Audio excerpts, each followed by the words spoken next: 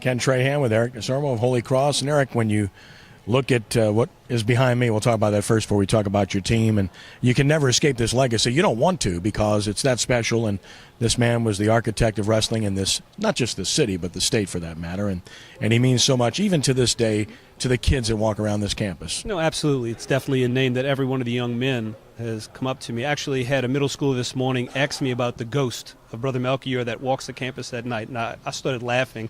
It said the boys have come up with their own little stories about locked doors around here and seeing somebody in a full cassock. And I said, son, I don't think he's going to be somebody that can hurt you. I said, I'd be more worried about anything or that he put you on a wrestling mat.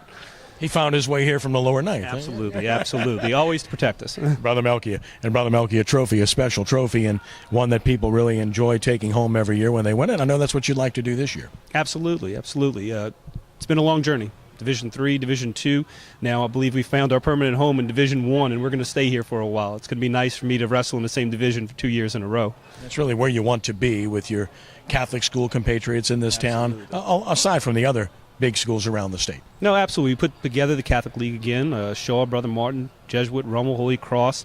We're going to see Jesuit this weekend on Saturday, Brother Martin the following Monday, and these duels are going to be intense. It's what we've been looking for a couple of years now, to find that competition, because it elevates us inside the room, it elevates our boys and gets them to a point where they're wrestling their best. As far as your team this year is concerned, you're coming off of the Ken Cole this past weekend and a second-place finish. But I know you were excited about some individual finishes in that tournament. Relason had a really good tournament. Benoit had a huge win for you. You've had some guys that have stepped up, and some guys you expected to be really good, and others that have stepped up and maybe exceeded where you thought they'd be. No, absolutely. Porter Dezette didn't have a very good Louisiana Classic. Came in and did everything that we expect that he can do.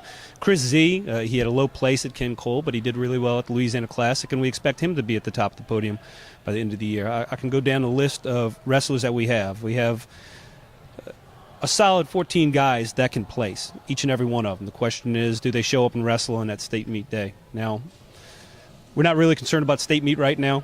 Rummel is tomorrow. I said all of our boys are pretty excited about seeing Rummel here at home tomorrow. And we take the next match after that. We see 3 big duels before we even get to the state meet, and the boys are just getting ready for those. Yeah, they were the last champion before Brother Martin won the last 2. So, obviously, good program there. And then looking ahead, obviously, Brother Martin's a team to beat with 2 straight championships under their belts, and Jesuit's got a good team as well, it seems. Oh, the Jesuit has a bunch of sleepers on there. I said you never get to see his entire team at the same time. We'll get to see him hopefully on Saturday. Robbie's done a great job over at Brother Martin. I said he's got the numbers out, and that's because he's such a great coach, such a great motivator. I said, you take a look at that.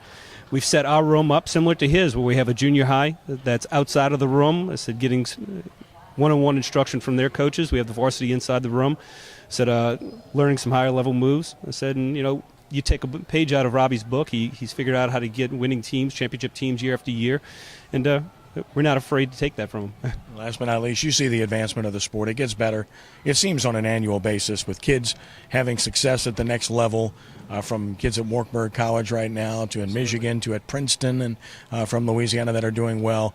What about maybe getting a program or 2 in college down this way? Oh, we'd love to see it. There's a program opening up in Arkansas that's starting to send us new information to get the boys in. It would definitely help Louisiana as a state if we can get a program inside the state. We have quality wrestlers that are going all over the nation in wrestling. It's funny because we have that state tournament, and I know of 3 coaches, college coaches, that are going to be here watching that, and they've been cherry-picking some of the best kids out of Louisiana and surprising people up in Iowa, like, where are you getting these guys from?